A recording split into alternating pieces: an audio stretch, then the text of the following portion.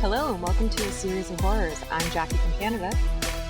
And I am Jeff from America. Hey Jackie, how's it going? It's going. So, what film did we end up watching this week, Jeff?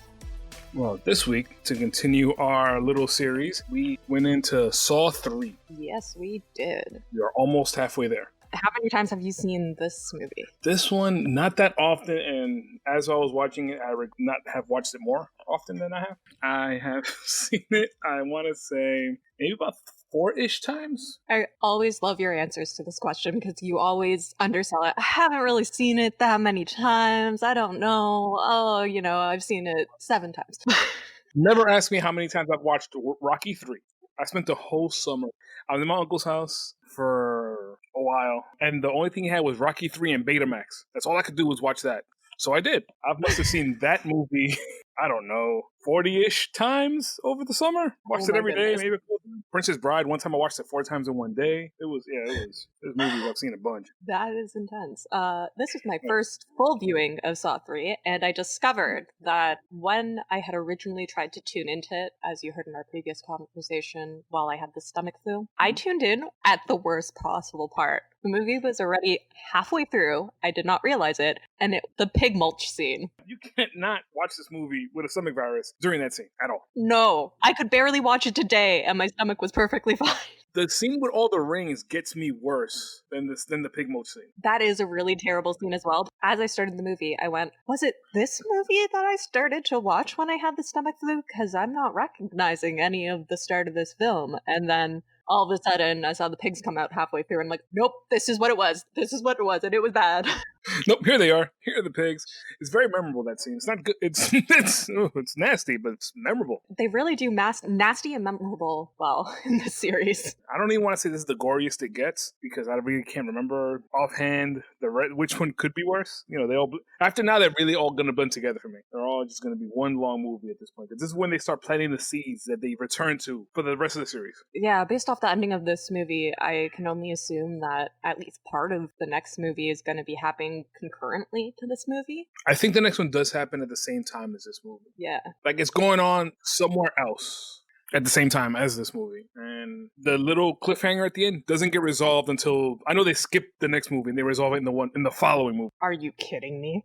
No, that I remember vividly. I'm like, because I'm watching that movie and that little thing, they don't come back to it. And I think they do it in either the 5th one or even the 6th one, but I want to say it's the 5th one. I would have been so frustrated if I watched this series in real time and I would have to wait a year between movies to find out what the end of that cliffhanger was, and I watched the whole next movie and they don't address it. I would have been pissed. And as somebody that did watch them in real time, you're thinking to yourself, did they just forget to drop? Did they just forget about this? Did they make this not important? Did they just do this and then a new writer thought it didn't matter really, so they just left it as is? You don't know. Yeah, Lee was gone, so then that plot line left with him.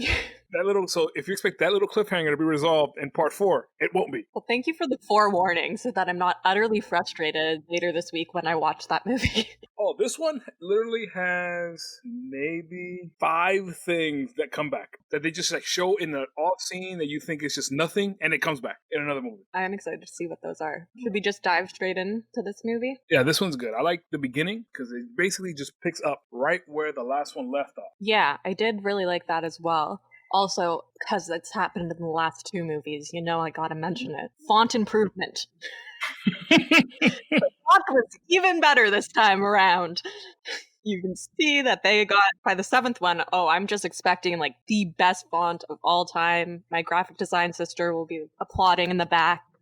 It might not be that good because remember, the last one, Saw 7, was Saw 3D. Oh no. So I'm sure the fonts, in 3D in the theater. I hate 3D movies. I could take it or leave it. I don't need it. Works in some, it doesn't work in others. It all depends. If it's subtle, I like it. If it's over the top, I don't. So it all depends how they use it for me. I remember they re-released Titanic as 3D, and my sister and I went to go see it, and it was no different at all.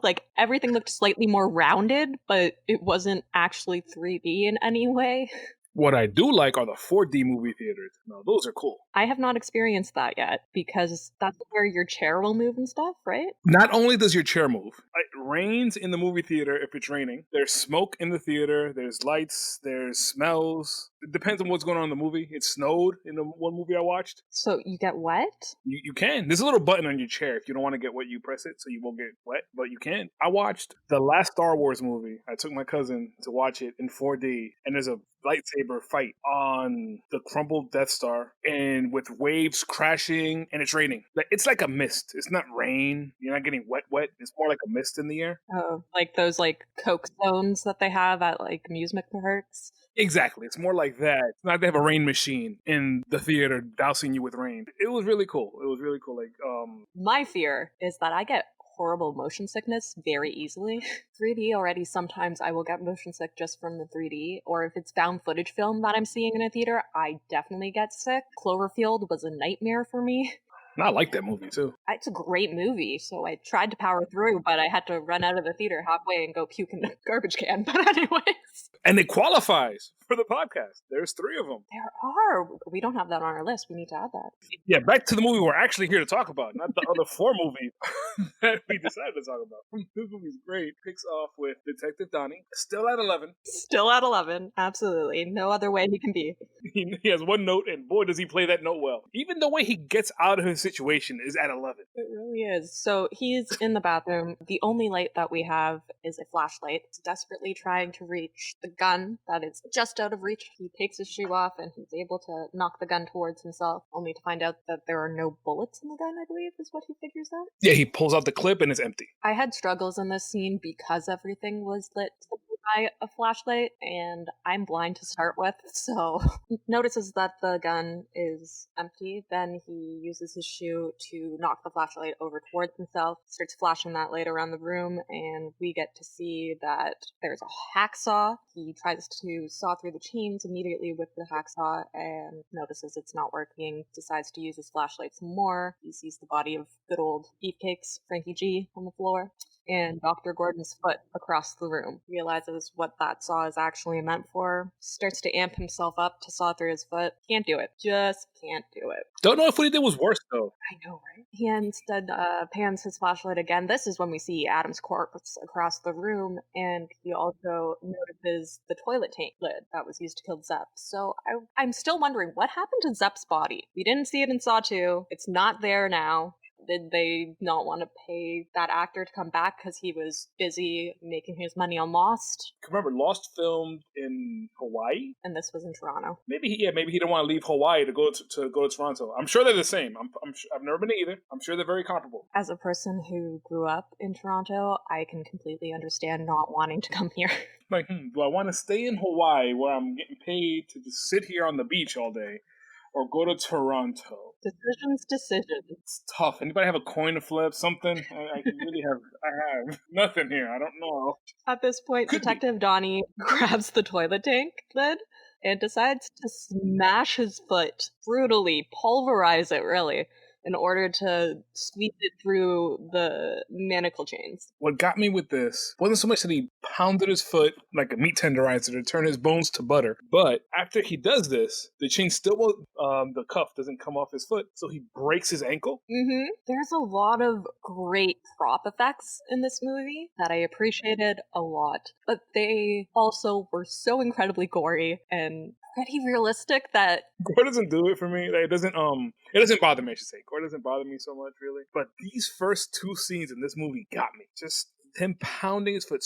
Donnie sells it. I have to say, Donnie does a great job. I mean, he's great at being at 11. He picked the most 11 way to get out of a cuff. I don't know, because there is no recovering from that, right? Would they have to cut his foot off anyway at that point? They would have to replace his bones with like titanium or something. Just replace everything because it's pulverized. So would they just cut it off and give him like a fake foot at that point? Which is this? He got to the same place. Just took the long way, and then he drags himself out of the bathroom. Yes. Which, if anybody has a will to live, it's Donnie. He's trying to live for his son. That's the thing. He continues to scream Daniel's name as he's trying to escape, so... We gotta remember, he has no idea that his son is safe. We then cut to the tactical team. They are using a blowtorch to cut through a metal door that's been welded shut. As they enter the scene, one of the police officers takes off his mask. It's Rig from Saw 2. He's back, and he says that they gotta call Detective Dizzy. Wait, hold on. 1 second. His name is Rig? I believe so. I looked it up on the IMDb.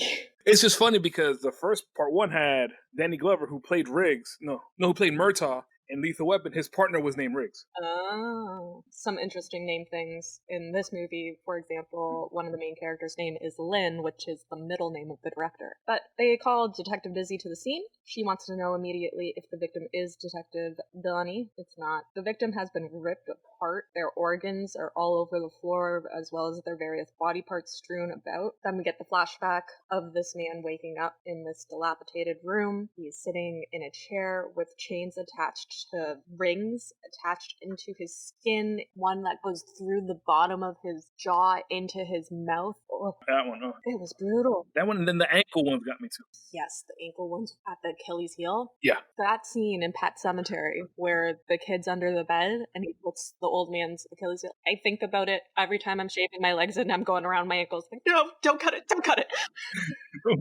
I hope you're not using a scalpel as your razor. But that's the only thing that people use, right? For shaving your legs. That's just normal. Or is that just a Canadian thing? What? No, I never shave my legs, so I have to go on. You might be the expert on this one. Between me and you. Oh, man. Okay.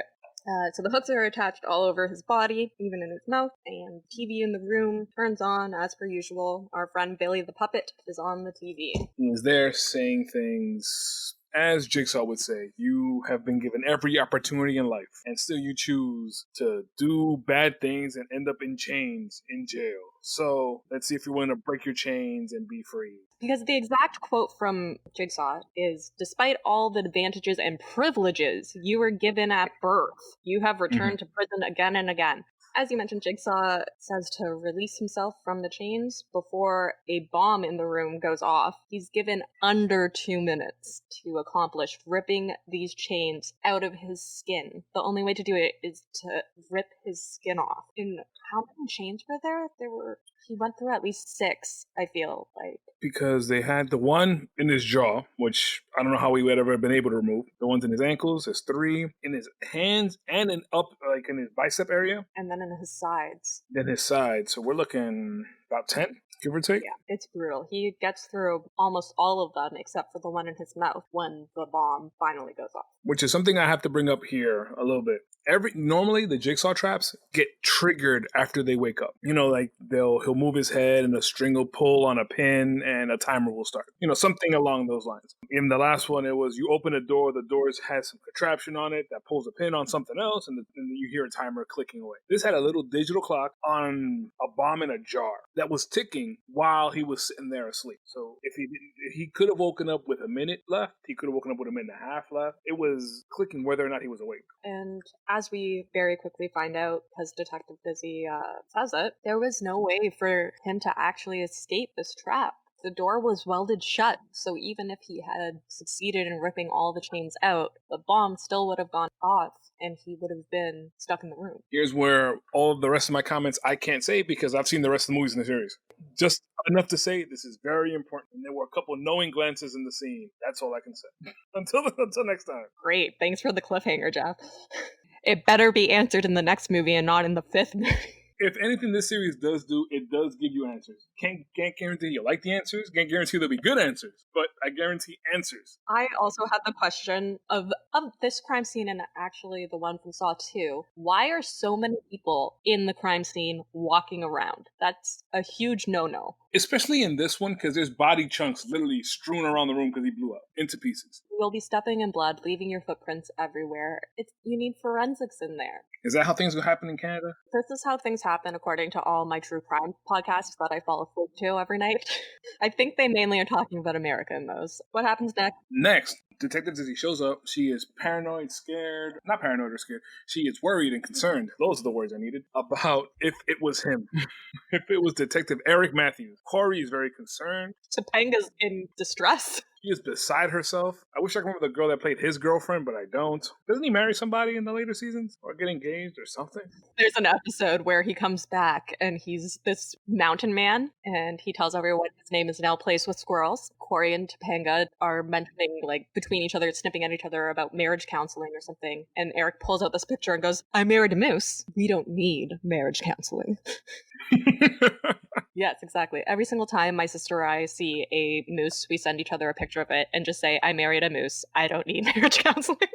I need to rewatch this show. I remember watching it when it was on, but I haven't seen it again. It is great. I rewatched it at the beginning of quarantine because I decided to invest in Disney Plus for a whole month while it was free and watch all of Boy Meets World very quickly. If it's on Disney Plus, I might be able to watch it. All right. So, anyway, there's only so many times I could rewatch Ted Lasso over and over and over again. It's great. But I don't know. We're speaking to the man that saw Rocky 40 times, so. in my defense, I was 7. Just saying. Oh, okay, that's fair. My nephews growing up, they would get addicted to the one movie. They had Alaska, that was the one movie that Ethan really loved. And then Bailey was obsessed with Cats Don't Dance, which is a terrible animated movie. I've seen ads for that one.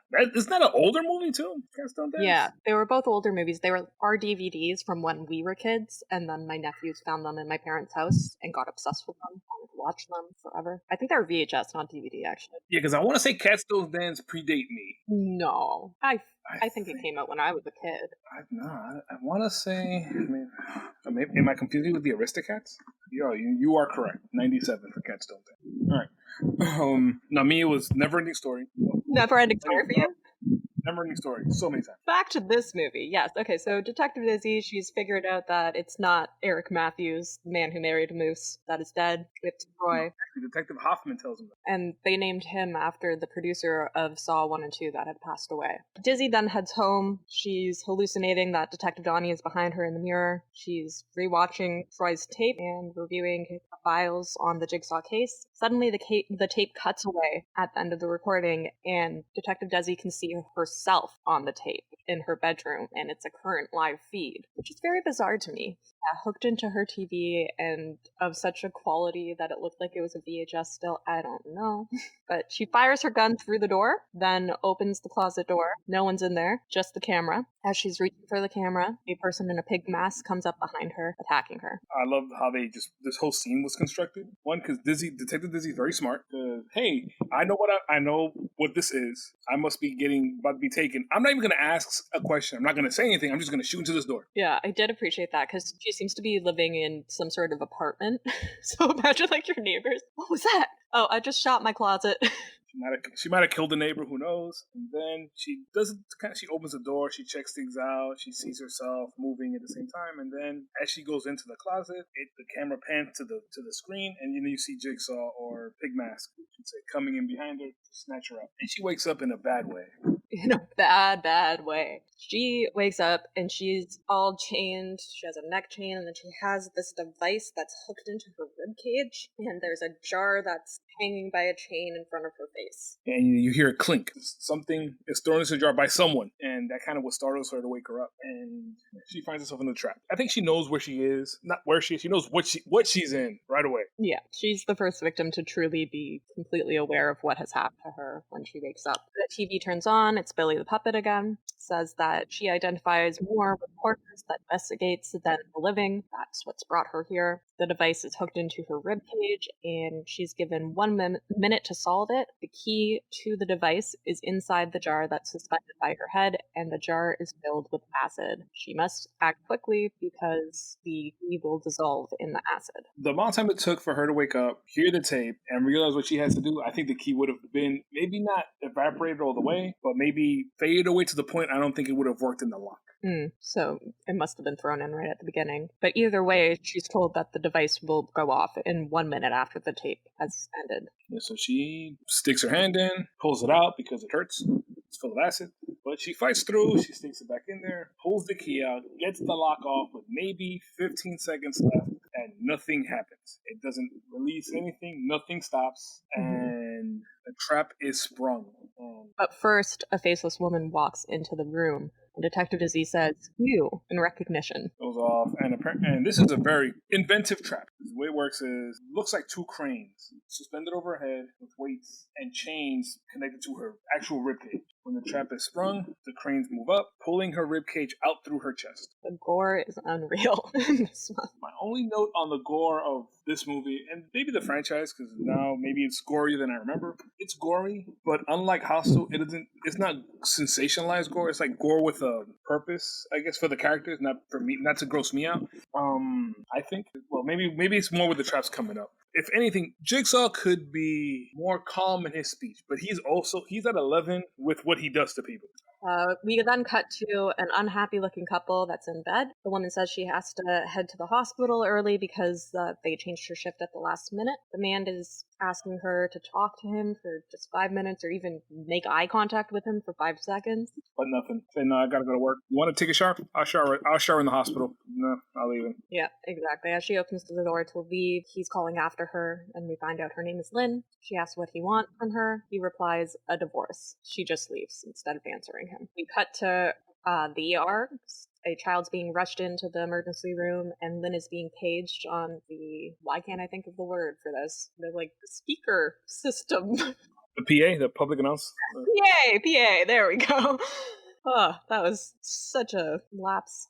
The nurse runs into the locker room and gets Lynn, pulls her over to the ER. The child's not breathing. Lynn seems visibly distressed upon seeing that it's a child. She then inserts a chest tube, and as she walks away, the nurse pulls her into a bay and kind of tells her off, saying that maybe she should go up to psych if she's having a problem because she's not being as good as she normally would be as a doctor. Even though she saved his life, when everybody else in the room was like, no, he has to go to surgery somewhere else and we have to do this. There's no way we can do anything here. It confused me at the time. Like, why is everybody mad at her? She's the one that's getting this taken care of. She's like, no, I'm going to do this. I'm going to save him. The one doctor that's there that's denying what to do.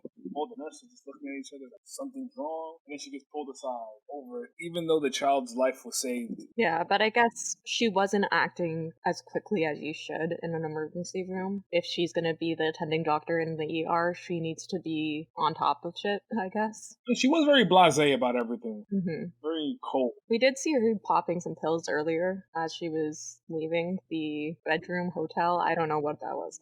But anyways, she then is popping pills again in the locker room. But locked inside of it, she starts walking through the locker room, calling out to see if anyone's there. She pulls out her cell phone, but before she can call anyone, she's attacked by Pigface. And she wakes up, strapped to a wheelchair, in the middle of another warehouse. I just call it the Little Shop of Horrors. Little Shop of Horrors. No Audrey 2 here, but still. She's there. She doesn't know where she is or what she's doing. I think this is when Amanda comes out. Yeah, so first it's a rogue figure, and it's also in a hidden figure, so you're supposed to think it's Jigsaw, except that they're way shorter than Jigsaw was in the first 2 movies. So immediately I knew it wasn't Jigsaw, and then she takes off the hood to reveal that it's Amanda. She threatens Lynn with a knife, and then wheels her over to Jigsaw, who's on a gurney in a makeshift hospital room. This is what I was going to ask you about now, because in the last movie, I told you, wait till you see the hospital he gets in the next one. So what do you think? It's a nice little hospital room, nice little bed, how these machines, medicine, equipment. So, yeah, it's answered my question of, does he have a nurse that comes in to take care of him? No, he kidnaps a ER doctor to come take care of him. Okay. I still don't know exactly where Amanda is getting all of these supplies. She can't get some supplies, but she can get other ones and a gurney and monitors and all this other stuff. I don't know. She has some sort of wholesale hospital cellar that helps her out to get equipment. I just thought of it now. This actually is kind of answered, but it makes sense how he would have access to all this equipment. I can't wait for that to pay off. So Jigsaw says that he knows Lynn, asks if she knows him. She does know him based on the news, and says that Dr. Gordon was his doctor. Jigsaw makes some sort of quip about how they were each other's patients. I was his patient and he was mine. Amanda then throws Jigsaw's medical file into Lynn's lap. Lynn starts quickly scanning through, and she tells him that there are no preventative treatments for what he has. Jigsaw says, leave it up to a doctor to find such a cold, clinical way to say, I'm a dead man walking. Look at me. How long would you say I have? Lynn says she would have to examine him, but even then, frontal lobe tumors are unpredictable. She tries to explain using some medical jargon. Jigsaw coming back. Oh yeah, I love the comeback. There's the quip here. Jigsaw just looks at her, says, I don't know, does this makeshift hospital make you think you're in a hospital right now? She's like, no. Then why are you talking to me like I'm another doctor or something along those lines? And that was perfect. Perfectly Winnell. So he yells at her. It's very startling. He says, look at me. Tell me how long you think I have based on your experience. She says it's not a simple answer, but based on his file, not long. Which isn't a time frame. Yeah. Jigsaw gets all judgy again, saying that she takes antidepressants. And my side note here is, why do they treat people who take antidepressants in this series like they don't value their lives? If they're taking antidepressants, they are trying to make steps to make sure that they are valuing their lives, that they are healthier. Why are we shaming depression and antidepressants? Well, it's a big stigma on them. And this also is a product of its time. It is 2005, I want to say. And the real big turnaround in the mental health side, really, I want to say, as somebody that struggles, really just came around for it to be open and with it publicly could maybe be in the last couple years, way after these movies came out. I'm not saying that it's right, but it makes sense for when it was probably written and shot, just how the world was, what feels like a million years ago, but if you really think about it, it's only been the last couple years where being open about mental health struggles is not something that's looked down upon as much as it used to. That is a fair point. And I only know because I've been in my own struggle, so I've seen it change over my time. Yeah, I don't know.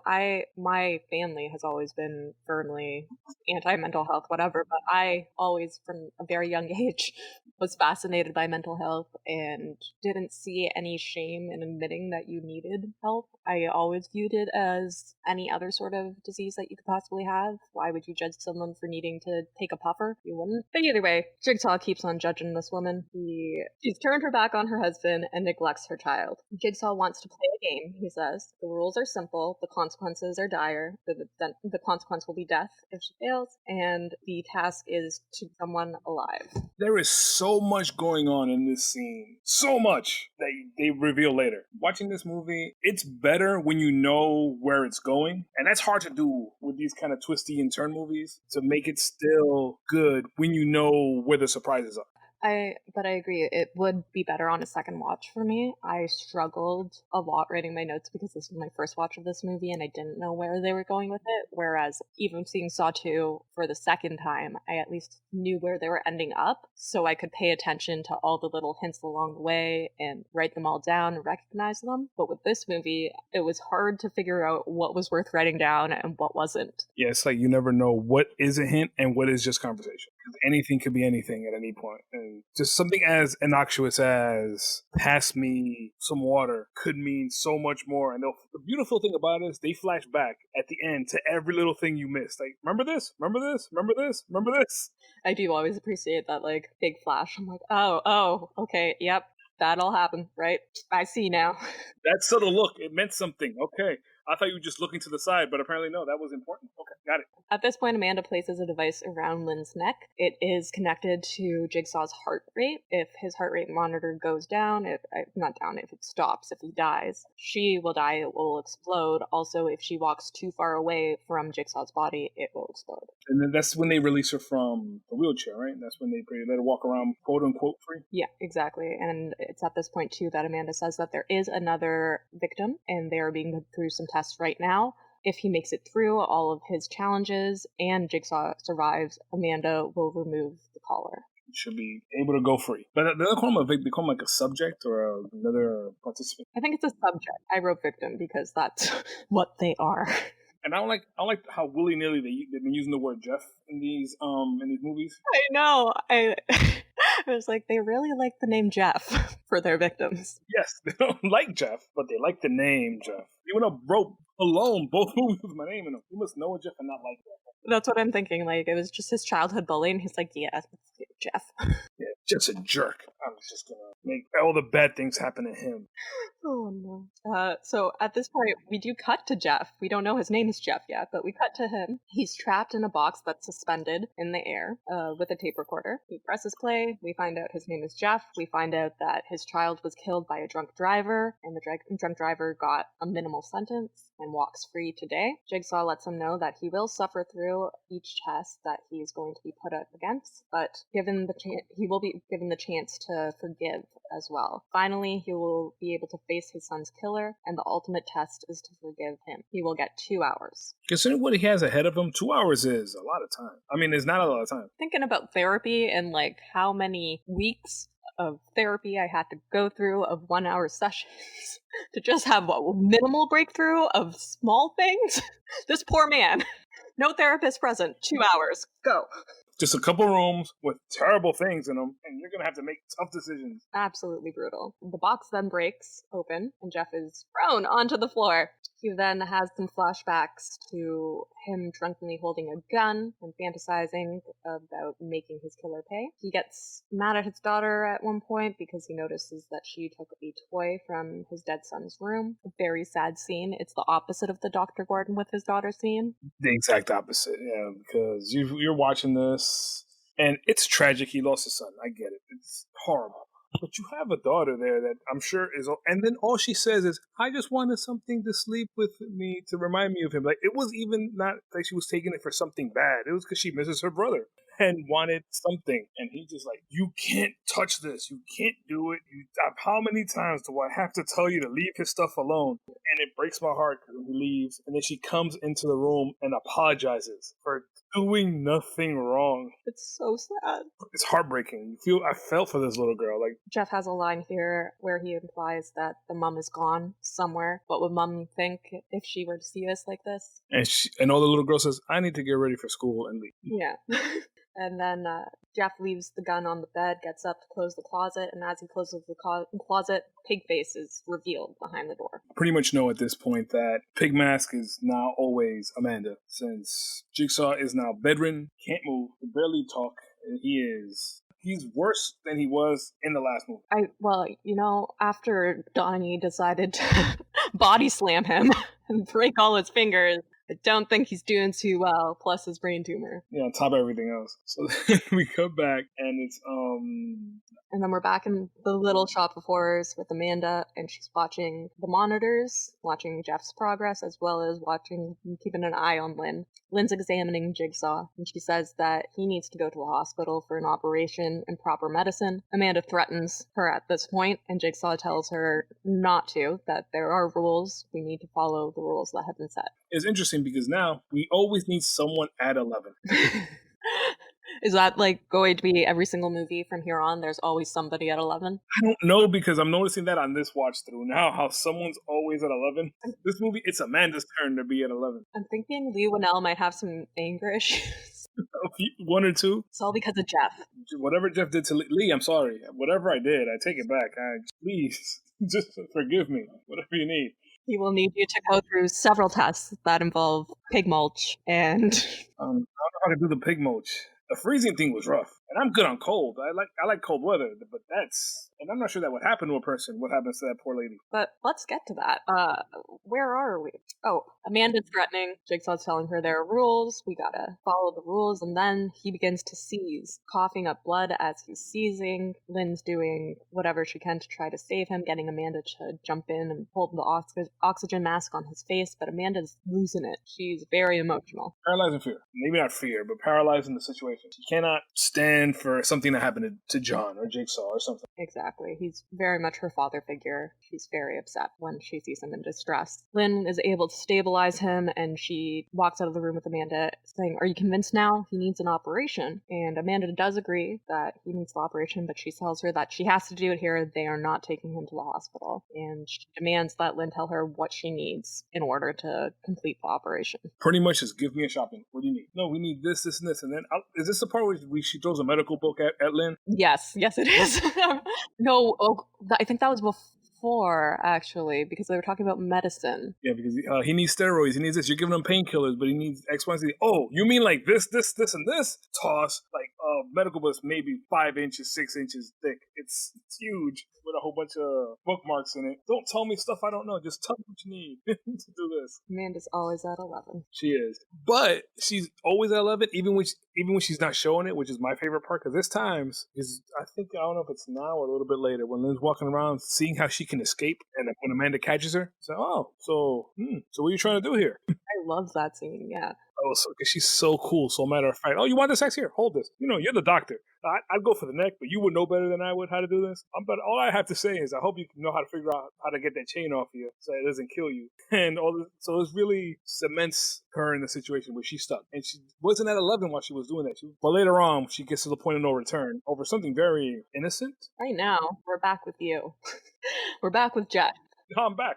Yeah, you're back. He's walking through this hallway. He sees that there's a door to a walk-in freezer, and it says, "Face your fears" on it. He goes inside. The door is locked behind him, and a woman is hanging naked. Naked woman chained to a pipe, I think, in a walk-in freezer, shivering, because it looks like she had been there a while. She was passed out when he first walks in, and he has to wake her up. And I think she starts going off on him, thinking that he's the one that's doing this to her, which makes logical sense if you're in that situation. He immediately tries to free her with the key that he had from the first box, but he realizes that the key is not the key to her padlock. He then tries it on the door behind her. It's not the key for that either. And this is a very inventive trap, I have to say. Somebody got brownie points that day when they came up with this one. So what she's chained to something, a pipe of something where she can't move. Arms over her head, butt naked. On her left and to her right, there's like spigots, like sprinklers, that shoot cold water at her while she's in the freezer, making her even colder. Torturous this is to watch. Yeah, it's really brutal, especially as a person who lives in a very cold country and hates cold. So you like slightly traumatized watching this one? Just imagining? Yes. Also, as a person that worked in the restaurant business for a very long time, I remember being stuck in a freezer one time. It's not fun. Very cold. But no one like spritzed you with cold water while in the freezer, right? No, I wasn't chained to a pipe. I had clothes on, I was at work. Gotta keep it safe for work. Not all jobs will let you just be butt naked serving food, I guess. Oh, anyways, we find out this woman's name is Danica. She was the only witness to Jeff's son's murder, and she didn't testify at the trial. He needs to get the key that is to both her lock and the padlock on the door. It's behind a set of freezing pipes. They are just out of reach. Yeah, and did Jeff wake up with a sweater on? And because I know he has one on in this scene. Yeah, he was wearing it the whole time. Yeah, he woke up with a sweater. So he goes over to first. He yells at her for a little bit over why'd you leave? Why didn't you help my son? My son is dead. My son was dead. And she's like, look at me. You're gonna let me save me. I'm just a human like you are, like your son was. Begging for her life is what she's doing. And she's getting spritzed with cold water, freezing. Yeah, you can see the ice forming on her. And so then he finally goes over to the pipes to go reach for the key, realizes that it's out of reach. In the meantime, she freezes to death. He does try to save her. He does try, but it's far too late by the time that he's able to reach the key. He has to press his face up against the pipe, which ends up ripping off a piece of his skin. And my immediate thought here was, why didn't he take off his sweater and wrap it around the pipe and then do this? Same exact thing I thought. Or I was like, you don't even have to wrap it around a pipe. You can just pull it up to your face. That way it's between your face and the pipe. Something. You had clothing. She didn't. And did she need to be naked? Not that I'm complaining. So originally, they did have a plan for her to be wearing a t-shirt and some panties, but they realized that if they were going to spray her with water, then that inherently becomes more sexual. Ah, yes. And thus, they didn't want that to be the focus of it, so they thought if she was just naked, it was less sexualized. Although they're right, I think this might be the first time I've ever heard of less clothes making it less sexual at the same time. Yeah, I know, but like wet t-shirt contest, there's implications. Like, I get it. They were 100% right. Like, it's all right. That was a good choice. I see how they got there. It's funny how that works out, how less clothes made it less sexual when it's never that way, or hardly ever, I guess, because now it can't be never. Never say never. By the time he gets the key, not only is she dead, there is maybe an inch worth of ice frozen like on her body. Yeah, and he like taps her nose and it cracks. And he looks distraught. He does. He stumbles his way out of the room, and there's a new box sitting right outside the door. The note says, "One bullet will end it all," and there's a torn picture of his son and a bullet.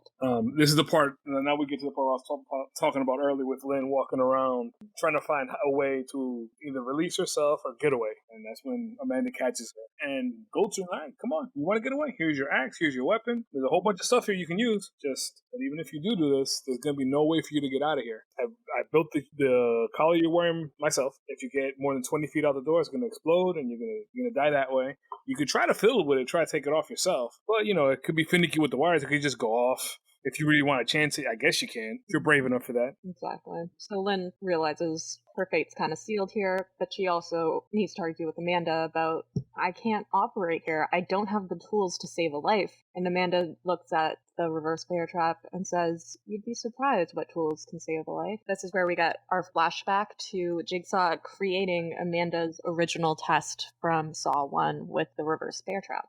And it was hard for me to keep a lot of this stuff secret when we watched Saw 1. How did Jigsaw pick this guy up? He's sick and he's old. It wasn't him. But we get this whole entire sequence. We see how Jigsaw put it all together for Amanda, and then at the end of the sequence, we see him approaching her pretty much just after she did the interview with the police officers in front of Dr. Gordon, because she's wearing that same black t-shirt and she has her hair in the ponytail. She goes through a couple of hairstyles in this movie. She does. She has some bad wigs. It's not for me to notice. I'm like, wait, why she has a pixie cut now? Wait, her hair's long. Wait, a ponytail. Hey, what? We then flash back to the makeshift hospital room. Jigsaw tells Amanda that she needs to do something for him. There's an envelope in his desk with her name on it. Amanda is upset. She says that she can't do this without him, and she asks why he chose Lynn. Was it because she's the best doctor? And Jigsaw says, "That's one of the reasons I chose her." This is where I started to put things together, and my first thought was she the drunk driver? And then I'm like, no, he said he. It was a male drunk driver. Okay, so she's involved somehow, but she the doctor that couldn't save his life? No, it wasn't implied that he was alive when he got hit. She's the mom! Oh, so you got to the mom? Yeah. Well, because I was like, no, there's another reason. So I just started to puzzle it out, and I had to pause the movie so that I could think. I just sat there and I thought for a minute. I'm like, she's gonna be the mom. She said that she's neglecting her child. They have a child still. They have this daughter, and she's being neglected. You didn't get thrown off by the hotel man being the husband? The divorce line threw me, so I thought that, because I think we already know at this point that it's mentioned that it's been 3 years since the son died, so I thought that she had remarried and was unhappy in that marriage too. Okay. That's what I thought. Not that her lover was asking her to divorce her husband. Yeah, I figured that out at the end, but I thought that she had remarried and abandoned her child and her husband. She didn't look happy in the affair either. Yeah, exactly. So that's why I thought it was an unhappy marriage and he was asking for a divorce. That does make a lot more sense. Still, but they have to try to trick you a little bit. That pause function, and I was able to figure it out. Oh, well, I was in the theater. I couldn't really stop the movie theater. I'm like, all right, everybody stop. Hold on, let me think. I need some time to think. Guys, just shh. Hold on. Let me pull out my corkboard and my pins and my red string. I need to figure this out. Hold on. Don't you call me out. You don't know what my walls look like. Just red string and pictures everywhere. I want to have one of those in my room. That doesn't mean anything. I'm just going to... It'll be pictures of fire hydrants, just a tree, nothing that means anything, all connected. This is going to be captures. All the things you got to do for a capture to prove you're a human being. Like pictures of sailboats and trains and fire hydrants and crosswalks. Whatever else you have to pick. And these weird things to prove you're a human. And with red string connecting them all. When I was working on our franchise list of future movies, etc., and I was editing up the list to say how many movies were in each franchise, so I had to quickly Google each franchise, and every single time it asked me if it was like, "You've been flagged. Are you a robot?" Because I was just searching franchise, franchise. I thought that I was a robot just searching through.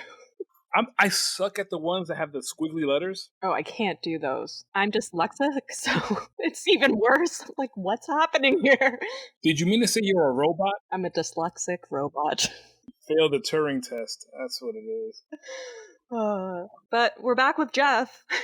And he's walking down another hallway. He finds Billy the puppet laid out on the floor and looks like his dead son. Yeah, it's dead. He picks up Billy the puppet and he has that stupid Halloween laugh again, like the animatronic Halloween laugh. And so he tosses him to the floor, and then he sees the next door that says, "Time to let go." And this is the nastiest trap in this game. It's triggered by him opening the door. The door then locks behind him, and we hear immediately a voice crying out for help. I can hear you. You're there. Somebody save me. And Jeff doesn't say anything. I don't say a word. Don't know why I don't say a word. I don't know, Jeff. You're real cruel. Yeah, I'm a mean individual. Apparently, just walking up. I can hear you. And to the point where the guy in the vat even says, "Say something." Just something, anything. Come on. So Jeff walks up this ladder and he sees there's a tape player and there's a man chained to the bottom of a vat that's empty. It's the judge from the case of his son's death, and Jeff needs to turn on an incinerator that is filled with his son's possessions in order to get the key to unlock the judge from the bottom of the vat. That one is a rough one, because they even so well written this is, because they even set up how he treated his kids' toys as a shrine that no one could even touch them. Now they make them actually burn them to a crisp, to ash, in order to save the man that sentenced his son's killer to 6 months or whatever it happened to be. Yeah, exactly. And this is when the rotting pig carcasses come out. I did appreciate they were not real pig carcasses. They were made from foam and rubber latex, but there were real maggots on them. Oh, maggots. But then the pig carcasses were coming out of somewhere, and an infinite amount of them on hooks. The warehouse. Yeah. Pig carcasses are not incredibly cheap. So, again, with the infinite funds of Jigsaw. Not for nothing, these were all rotted, so I'm sure he got these at a discount. Oh, I just assumed he had them for a while.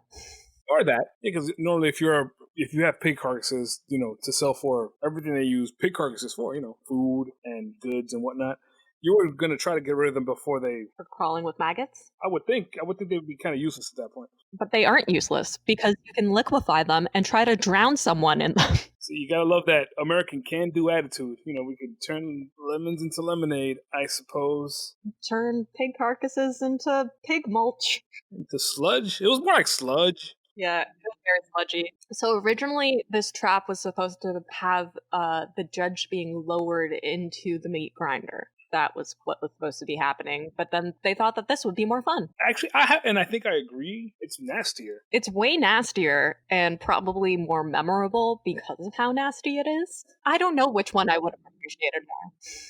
I think this...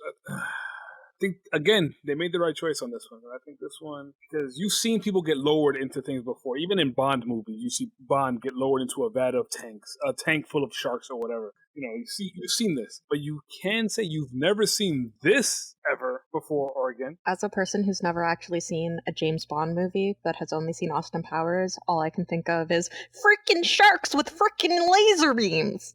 Exactly. I've only seen the newer James Bond movies. I never was a fan of the older ones when I was growing up, but I had to sit in the room while my uncle watched them every so often, and I just found them so boring as a kid. It wasn't for me. I did like the knockoff ones. They were like these weird movies like If Looks Could Kill with Richard Grieco, which I really liked, which is like a wannabe James Bond movie, but he was in high school. And it's stupid premise.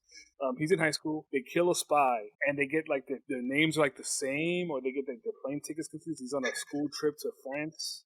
It's always a school trip to France.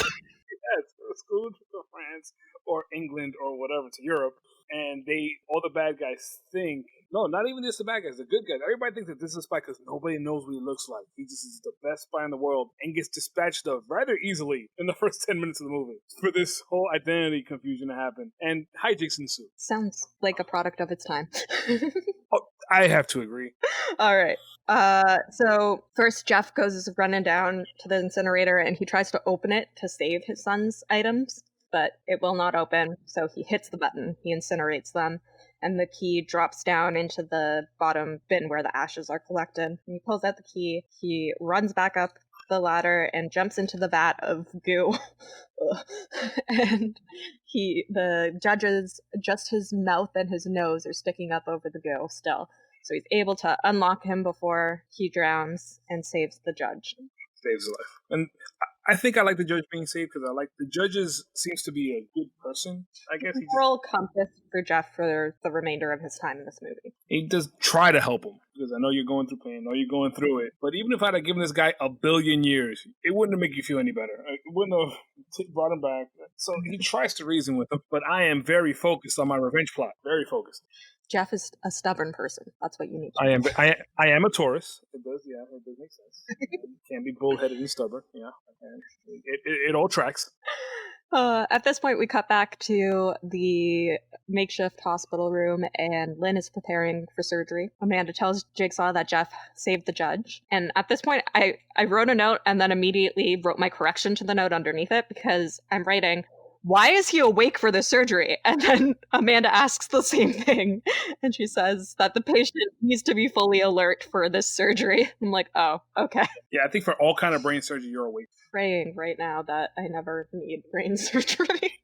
So she starts the surgery. It's a very intense surgery for someone to be doing completely alone in a non-sterile environment without a mask on. I just, no. Anyways, Amanda gets called over to help at one point. She's trying to help, but Amanda's face agrees with me here, saying that this is completely insane and gross. I have to love the detail they go to in the surgery because they show every step of the surgery. Yeah, so they had to go to the rating board or whatever because this was one of the reasons they were getting an NC-17 rating, and they explained, well, why can you show medical documentaries and things like that, and they don't get that rating? This is the same difference, so they knocked down their rating. Makes sense, because they were just showing a surgery. It wasn't gratuitous, there was no violence associated with it, it was literally just brain surgery. It was super gross, though, and super not sterile. I don't even think she was wearing gloves. She definitely didn't have a face mask on, and we all know the importance of masks now. But anyways. Yes. It was a different era back then. There was no Rona back then, so it was safe to be maskless, I guess. To perform surgery on someone's brain without a mask. Yeah, definitely safe. And to get their blood splattered all over your face. Definitely safe. Yeah. You're already in a dirty warehouse. How much worse can it get?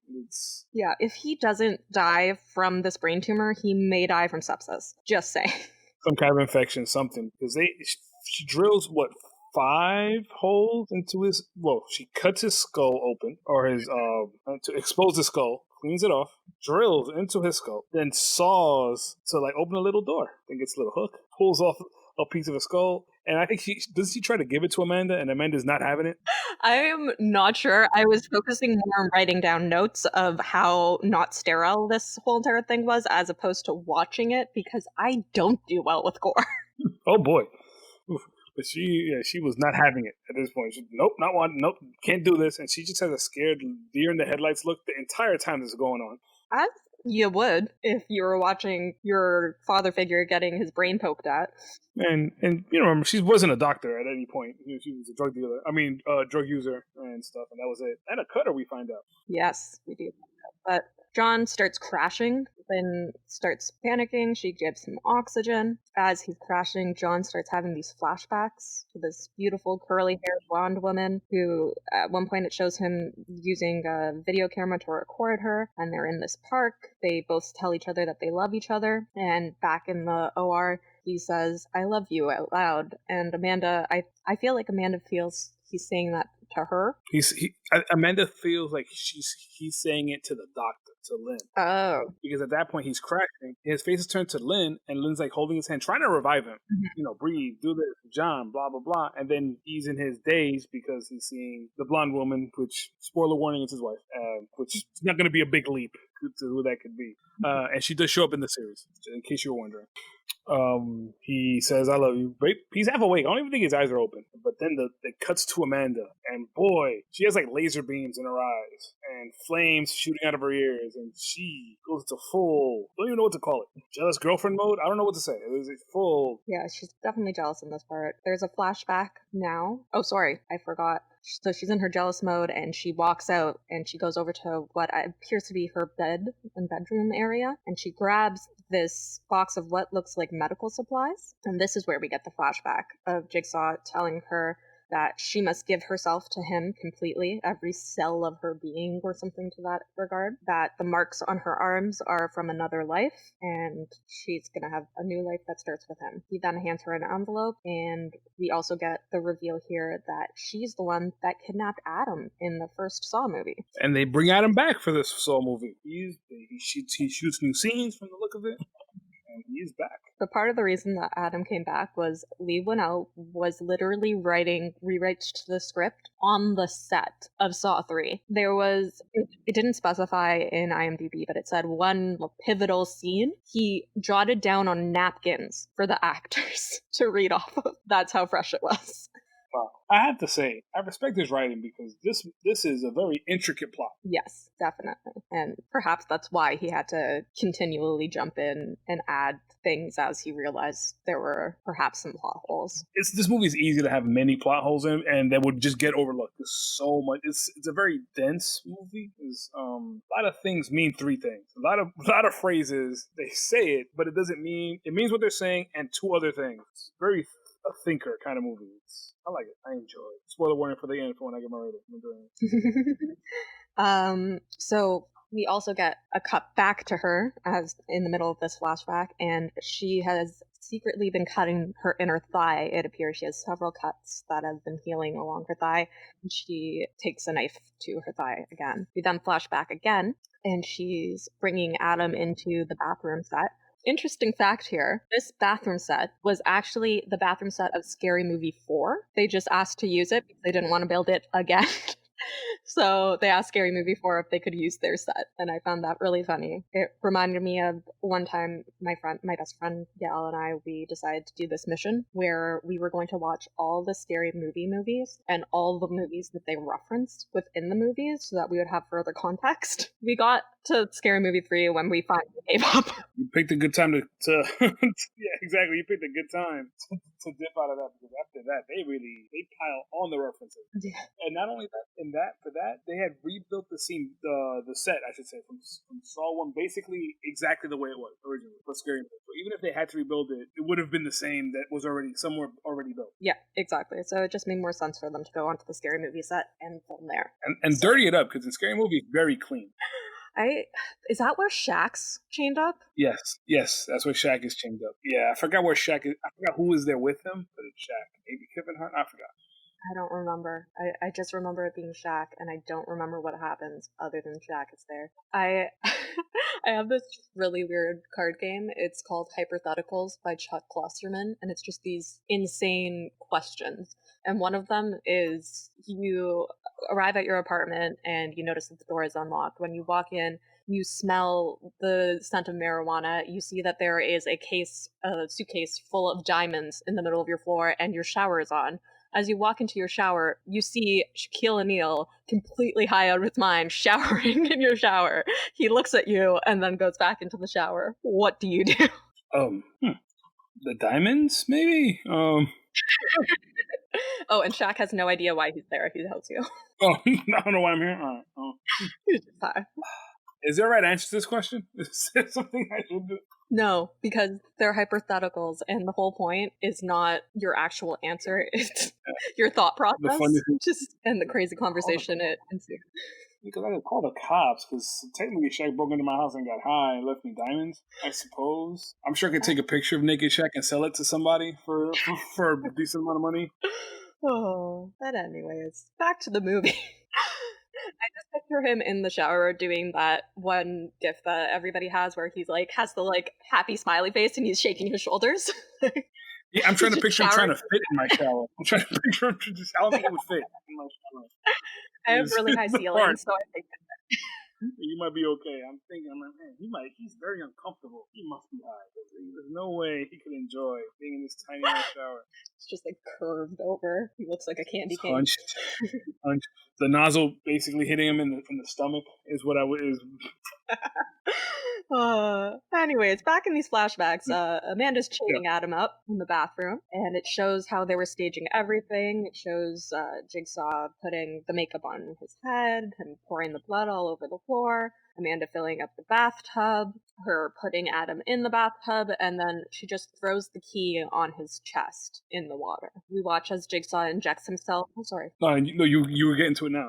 The injection, I think, is for people saying, how could he lay on the ground for 6 hours and not notice, and them not notice that and not move or not anything. I think this throwaway line exists just to answer that question that people have after the movie came out. That's what I was thinking too, and they say that he injects himself with something to slow his heart rate and relax his muscles. He then lays down on the floor, and Amanda turns out the lights and locks him up in the bathroom. Did you notice the Dr. Gordon person on the ground?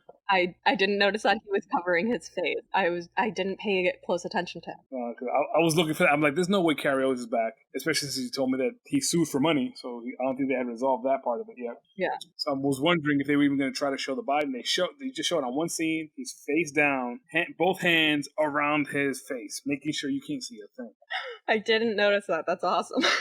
We then flash back, and Lynn is sadly putting back on her wedding band and cleaning up. Amanda re-enters. She hugs Jigsaw, and it appears like she's whispering something to him, and Lynn tells Amanda that he can't hear you, he doesn't even know that you're there. Amanda then grabs Lynn by the throat and reaches for a gun that she has in her waistband. And Jigsaw is apparently conscious. He calls out to her and tells her to stop, to put it away, and just trust him. But at this point, we flash back, and at first we don't realize that it's a dream. Amanda is walking around the little shop of horrors, and then she suddenly sees this glitchy hallucination of Adam walking through the shop. It's then that she wakes up from the dream, and she decides that she needs to sneak out and head back to the bathroom. This is weird. She sneaks out to the bathroom. She quietly sneaks.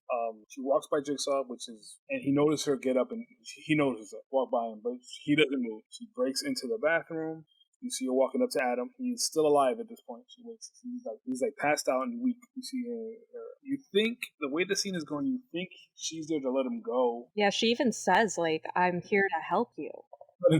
But instead, she pulls out a plastic bag and suffocates him. Poor Adam. It was brutal. And I already sad that Adam was dead, as we've discussed in the previous 2 episodes. But this was such a brutal... I guess it's better than him starving to death. It's more of a mercy kill. But this was a brutal mercy kill. And it's not like she was doing it to be a mercy kill. She was doing it just to kill him. She was doing it just to commit murder. I thought it was a mercy kill, almost. I don't know. Later, it's just like everything she's doing doesn't seem mercy-based. It seems like she just gets a taste for killing.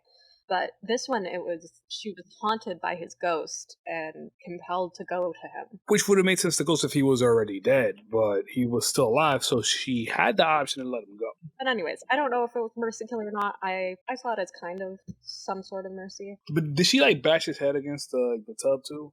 Did she? That's the part. That's the thing. Like it cut away. I thought she did it, then it cut away. I wasn't sure, and I didn't want to rewind it at the time. I was too into the movie. Meanwhile, I was like, I have rewound this too many times. I need to get on with this movie. It's been 4 hours. I need to go back. Seriously. But anyway, we're back with Jeff and the judge. And the judge is trying to console him at this point. Or not console him, but trying to reach him. Trying to tell him to get over it. And not get over it, but trying to tell him to work towards moving on and not hold on to this. Because vengeance solves nothing, it just makes the pain greater. Meanwhile, Jeff finds the next door. This door says, here's your chance. And there's a new box. The new box has a note in it that says, 1 step closer to your revenge. There's a torn picture of his daughter and clip to the gun that the bullet fits in. He then kicks open the door, and again, it's attached to a trap. So the trap starts as soon as he opens the door. There's a man, and he is pinned to a cross. The man, within his face, you see that he recognizes Jeff immediately. Then, with the tape recorder that's around his chest that starts playing. Also, like, how did the tape recorder start playing? He reaches up for it. He just presses play. He doesn't pull it off his neck. He just reaches up and starts it. Okay, fair. I missed that. So through the tape recorder, it reveals that this is the man that killed his son. He's 27 years old. He was a medical student. His name's Timothy Young. His limbs are going to be slowly twisted, and he will die from this eventually. There is a key. It's attached to the trigger of a shotgun. And as Jigsaw says, Jeff needs to take a bullet to save the life of the man who killed his child. The judge is telling Jeff that he has to help this man by standing by. You are an accomplice to murder. Are you a murderer? Jeff says that he's wanted to murder this man for 3 years now. And the judge tries to get the key. He tries to break the box. He does try to break it, but he doesn't succeed. And then he's going up to the dude and he's trying to help him in the trap. And Jeff goes and he sees that there's a way to unhook the key. And he does it. But then the shotgun goes off anyway and it hits the judge in the head. And the judge is no more. And it gets Jeff it gets me pretty good too. But it doesn't kill me. It just doesn't look in the armor. It gets him. Doesn't that graze him or something? Grazed by his face.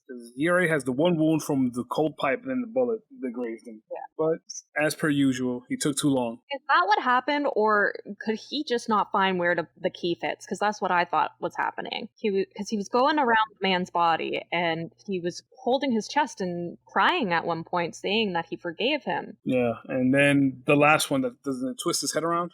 But it was right when the head one was starting that he's running around trying to find somewhere for this key to go, and then he just stops, and then he's just holding the man's chest and crying, saying, I forgive you, I forgive you. So I thought that he did try to save him in the end, but just couldn't figure out a solution to the trap, which makes sense for what we find out later. Now, to explain this trap a little bit, because we seem to have glossed it over, he is in not so much a cross, he's in a cross, like T-pose, like arms out, and his hands and feet are skewered. Skewered is a good one.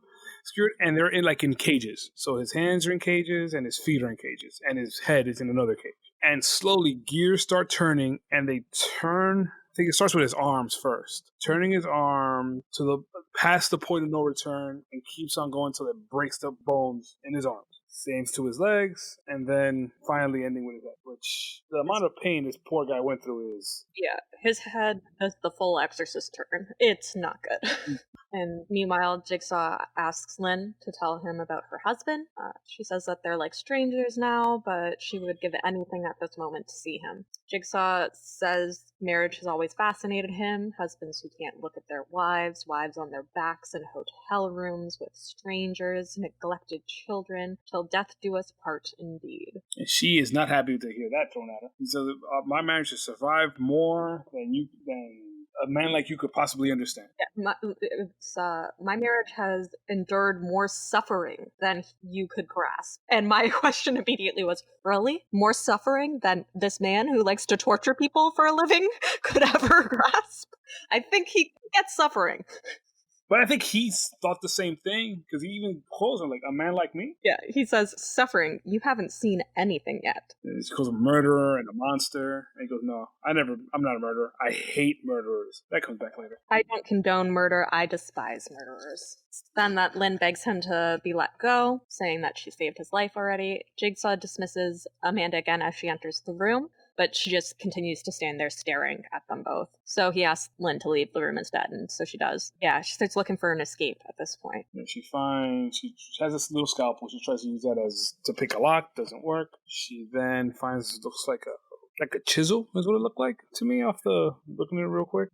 She gets a door open, and as per usual with these things, it opens the door, but behind that door is another door, or a gate actually, which is also locked. She keeps on looking. She knows she doesn't have that much more time, so then she comes back. Yeah, and my question here was, has she forgotten about the collar that she's wearing? Because as Amanda said, if she gets 20 feet outside, it's going to go off. So why are you looking for an escape route before they get this collar off of you? The only thing I could think of is that at this point, she doesn't think she's going to be let go. Especially Amanda already tried to pull a gun on her. All this stuff is happening. I mean, fair, but you would rather explode into pieces. Because I was thinking the same thing. I'm like, all right, you keep on walking. I thought it was in my brain. I somehow remember her getting further out and it beeping and her coming back. Is what I was thinking, but it's not. At this point, Amanda comes to get her to bring her back to the Jigsaw, but she notices that the door is unlocked now. As she turns to ask why the door is unlocked, Lynn attacks her. They have a bit of a fight sequence, and eventually Lynn gets the upper hand. But Amanda says that she'll never get the key. Mm-hmm. But Amanda, in the beginning of the movie, when she first put her head, she put a key a chain around her neck. So Lynn pulls the chain, gets the key, but it's not the key to her lock. It's not the key to anything, so she just tosses it, I think. I think it was the key to the box. It was happened to be the key to the box where she keeps her cutting stuff. I think. I didn't notice if it was, but that would make sense. Jigsaw then says if she makes it through, she will thank him. Lynn will thank him, just like Amanda did. Lynn says, let her go. She saved his life. And Jigsaw says at this point, maybe it wasn't my life that I needed you to save. Yeah, and I think that's when Amanda comes in and gives the update that he's out of the lash room. Well, first Amanda finds the envelope in the desk, and this is intercut with Jeff being distraught and wandering through the halls. And then it goes back to Amanda. She's panicking as she reads something that was in the envelope and getting very emotional. Jigsaw is pouring wax over a cassette tape that says "Play Me" as he's talking to Lynn, and he asks her to tell him about her daughter. I understand she's quite a little athlete, he says. I don't know why I wrote that down. And then we see that Jeff finds a crowbar, and meanwhile Jigsaw's saying, or we could talk about your son. And Lynn says, what did you say? He says, why are you living with the dead when you have such a beautiful family? Amanda is getting a gun, and she's pulling herself together. Jigsaw continues, a husband who endures alone, a daughter who needs her mother, patients who need a competent physician who looks them in the eye and treats them like human beings. Amanda says that at this point, Jeff has completed the third test. And Jigsaw let her go, man of his word. And Amanda says no. First, her argument is that Jeff isn't all the way through yet. But Jigsaw continues, no, we were people of our word. Let Lynn go. Lynn is more important than you know. And then no. Then she pulls the gun on her, and Jigsaw tells her, even though you might have the gun on her, she's holding your life in her hands. Exactly. Jigsaw questions how she felt about the other victims that were allowed to live, like Detective Eric Matthews. And I think does he bring up Adam? No, he just brings up first Detective Matthews, aka Detective Donnie, and we get the flashback to Detective Donnie limping through the hallways with his broken and bloody foot, and we see that Amanda's in the hallway too. She had come back and she was going to kill him, but he's escaped. I thought she was on her way out. I thought he had left. I thought he had escaped. Maybe when she was still in the hallway leaving. Oh, maybe. Either way, she was in the hallway as he's limping out, screaming for Daniel. Mm-hmm. And then he attacks her in the hallway with good old Frankie G's baseball bat. But then he falls due to his injured foot. As they struggle on the floor, Detective Donnie bites Amanda's ankle, and then he starts beating her head into a wall and screaming at her, where is my son? Again, please let us know if you know where that's from. Yes, I need to know. I've been trying to look for it. I haven't found anything. It's too generic. I'm searching it, and then instead I get like news articles about like horrible cases of people's sons dying, and I'm like, I don't want that. I want this movie. But she then, as he's screaming, my son, she says something to him which I can't recall, and then kicks him in the ankle. It's like something like, here's your son, like some sort of like, here you go, I don't know, and then she stomps on his broken foot. And then at that point, she's walking away as if she's just gonna leave him there, and he just keeps on calling after her, calling her a bitch, saying she's a junkie, saying she isn't Jigsaw, she's nothing. And that's what gets her. Yeah, that's what gets her. And in present time, Amanda admits that she is a murderer. Jigsaw says that he's forgiven her and that he's gone to clean up her messes. Amanda says what he does is no different than murder, that he tortures people and he enjoys it and wants them to die, etc. So what he does is no different than murdering. They're having a real big spirited philosophical debate at this point over the differences over their point of views. Well, I'm with her that he's no better than a murderer. He sets up people to die. He sets them up to die, but I always get the vibe that he wants them to succeed. Whether or not they do is a different story. Can we discuss Mark from Saw 1 for a moment? He didn't want Mark to succeed. Other than that. All right. Besides Mark, because he goes above and beyond to try to help Jeff succeed. And Detective Matthews in the last one. Yes, that's true. But poor Mark. He just really didn't like Mark. No, Mark must have been personal. Just like Lee doesn't like Jeff, Jigsaw does not like Mark. Yeah, but I think Jeff survives the first one. Jeff survives Saw 1 because I think. Yes. That stopped the drills from going into my head. So actually, Jeff goes through stuff, but he survives. I think Jeff survives this movie too. He's in a bad way, but he survives. Yeah, Lee just wants to torture Jeff, so he doesn't want to kill him. Yeah. Ugh. Why, Lee? What did I ever do to you? Jigsaw's telling Amanda that she's on a precipice. She needs to take a step back. If you fail, we all fail. If you succeed, we all succeed. She's screaming that she didn't change, nobody ever changes, and she's just been a pawn in Jigsaw's stupid game. It's then that we see Jeff using the key to open up the gated door that Lynn had tried to escape through moments before. Jigsaw is saying to Amanda that she means everything to him. Our fates are linked. I've tried to help you, Amanda. She's still hysterical, screaming. You think he might be trying to get through to her, but as Jeff makes it through the gate, goes in the door, and before that, Amanda screams at Jigsaw, "Why is she so important to you?" referring to Lynn, and he says, "She's not. She is important to you. Reconsider." Now Jeff gets a new box, and it says "Last Chance" in the note, and there's a gun, and the last piece of the picture that has been torn up, but we don't get to see what the picture is. This is where Jeff enters the room with the loaded gun. Right when he enters in, he's walking through the room, and boom, gunshot.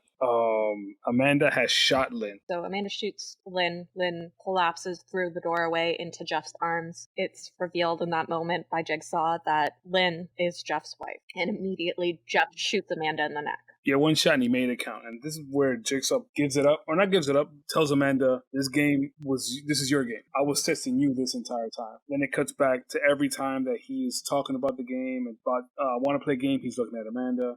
It's about trying to keep somebody alive, he's looking at Amanda. The whole time you think he's talking to Lynn, he's actually talking to Amanda the whole time. Trying to let her know, or that it's your game. I was testing you. Like, I forgave you everything you did, but I had to give you one last test to see if you could actually leave somebody, keep them alive instead of killing them. Exactly. He tells her that her games were always unwinnable, and we get these flashbacks to how she made her games unwinnable, how she threw the key into the water on Adam's chest as opposed to putting it in his pocket or something like that where he could have found it. The welded shut door, all these different cases where there was just no chance for the victim to survive. Yeah, the Detective Dizzy one where she actually got out, and there was she didn't get out. She actually did the task at hand. She got the key, opened the lock, so then nothing happened and her die anyway. So Amanda apparently dies on the floor, and Jigsaw begins talking to Jeff and says, "Jeff, don't kill me. Think of your daughter." Then he also mentions time is running out for you to save your life, but if you move her body, your wife will die because of the collar. He also says that he can get an ambulance here within 4 minutes, but there's one final test for Jeff. The rules are simple. Over on that table is a host of vicious instruments which you can use to exact your pound of flesh, to take your vengeance, to indulge your obsession, or you can choose to put your vengeance aside. You can forgive me for all the pain that I've caused you and your wife tonight, which is going to be pretty much make your choice, live or die. Live or die. Choice is yours. So he goes, I go over to the desk, to a little table. There's a whole bunch of saws and knives and all kinds of things there. Picks one up, looks at like a circular saw, puts it down, drops it to the ground, goes over to Jigsaw, and you think, he puts his hand on his chest, says, "I forgive you." Looks in the eye, then all of a sudden, he pulls out the saw that they used to cut the brain open, slits his throat. Which, as his heart rate goes to nothing, the collar is activated on Lynn. Oh yeah, and I forgot during this whole time when this is going on, Lynn, she's shot, so she can't really vocalize too well, apparently, and is trying to tell him to stop because she knows more. But when Jigsaw dies, were they like little shotgun shells, like all around her neck? I don't know what it was. Or little bombs, or whatever it was. They go off, and when they show her again, it's not pretty. No, yeah, her face is all blown off, and Jeff is crawling over towards her and pulling a Detective Danny, talking to her as if she's still alive. "Oh, your beautiful hair." Oh yeah, yeah, beautiful. Well, her hair was still there, so okay. And as Jigsaw had died, he had dropped a tape player, so Jeff now has that in his hand. He presses play on the tape, and we get the reveal. That is the cliffhanger of this movie. Cliffhanger of this movie is, hey, Jeff is your last. If you're listening to this tape, it means you have failed your test. As I told you, if you would have let me live, and I forgot how we worded it, but and the long story short is, hey, you should have left me alive because I'm the only person that knows where your daughter is right now. She doesn't have a lot of air left. You can save her, but you're gonna have to do a couple things. You're gonna have to play a game. Play a game and credits. Considering this is your first time watching this movie the whole way through, what do you think? Final thoughts. Final thoughts. I liked this movie. I liked the idea that it was like that Jeff had his own challenge of forgiveness, and I liked that it wasn't like, because when they had the plot twist of this was Amanda's test the whole time, I got frustrated with like the almost Saw 2 vibe of that, of, oh, this was all just a setup for Detective Donnie, and like everyone else was just a pawn. They had been used by him before and now they have to die for him. Like, what is this BS? But I appreciated that, no, Jeff has his own challenges. Yes, they're tied to Amanda's, but it's all his own challenge. So I did like that a lot. It was my first watch through, so I didn't notice a whole lot of plot holes or problems with it this time. It was grossly gory at points. I didn't like that. These are hard to... As I was watching it today, I forgot how much I enjoyed this movie. How much more I liked it than the second one. In my brain, I remember liking the second one a lot. But then as I'm watching this one today, I forgot how much better this one is than the second one. Like, it has more connections. It has more... It's trying to say something, incredibly enough. In the Saw way of it. In the Saw way, it's trying to say something. You know, don't hold on to things that hurt you. You know, you gotta try to get past it, try to get over it, or it's gonna tear you up and kill you. Granted, not with a rotting pig carcass, but still is gonna kill you, and you're gonna lose things along the way. So you gotta try to forgive and be a better person in order to. And how they just leave little breadcrumbs. Considering Lee Winnell said that he came back to write this movie and killed Jigsaw to stop them from making more movies, and they squeezed out four more movies. He dies in this one. He's in the next 5 movies. I am excited to see how that works. Usually here is where I would start with, what would you do to make this a better movie? And it's difficult with these movies to go for me to say what I would do. Especially because I know that it ties into the next movie. So I feel to criticize anything happening in this movie, like, I don't know the complete plot yet, almost. So it's hard to criticize this one and say what I would fix. I would fix Amanda's wig. Okay, get her better wigs. Get her a better wig. Make these less gory. Because there's a lot of things that I would fix. If it was a one-off, I could think of a couple things I would fix. But me knowing the rest of it, I'm like, all right, that's there for a reason. Yeah, the pig goo was not necessary in my opinion. But also, we had $10 million. We couldn't get a decent wig. Really? These traps, you know, they cost a lot of money to get all these pig carcasses and build the warehouse. They filmed in the same warehouse in Toronto that they did last time. They should have just bought the warehouse. They should have just bought it at this point. I think it would have been cheaper. I was going to say, what rate this movie? This movie, oh man. We dipped on the last one. We did. With Saw 2. Both of us are in agreement. It didn't dip as much for me as it did for you, but it still did. But this one, I think we're on an uptick. We're on an uptick. I gave the first one an 8. Mm-hmm. Saw 2, if I remember right, I think I gave it a 6. A little bit of a dip. And this one, I think I want to say 8 again. But Saw 1 is a better movie. But you know what? Screw it. I had so much fun watching this movie today. I gotta go 8 again. 8 again. 8 again? That's again. fair. What about you? I think it would be a 7 for me. Okay. It's a big jump. I did enjoy it. Yeah, it's a big jump from my 5 last week. I'm doing the math, and that means so far this franchise is about 70%. Well, we shall see how I feel about the next one. Hopefully it's good, but I'm having some doubts. No, hey, we can do it. We can do it. I have faith. I haven't seen it in a while, but I have faith. With the new critical eye, we're going to see good things. Lee Winnell is gone now. He leaves for the rest of the series. Never to be seen or heard from again. Breaks my heart. At least we shall see him again one day in Insidious. Yes. We've already said it, but next week we're going to be watching Saw 4. In the meantime, you can follow us on Instagram or join the Facebook group at Series of Horrors Podcast. And also, you can email us comments, concerns, suggestions, engage. You can either Facebook or email us, seriesofhorrors@gmail.com. And hope to hear from you guys as often as possible. Yeah, leave us some reviews. Let us know what you think. Also, please, let us know where the quote, "Where's my son?" comes from. It's coming from. Yes, it's killing me. But anyways, thanks so much for joining us, and we'll see you next week. See ya.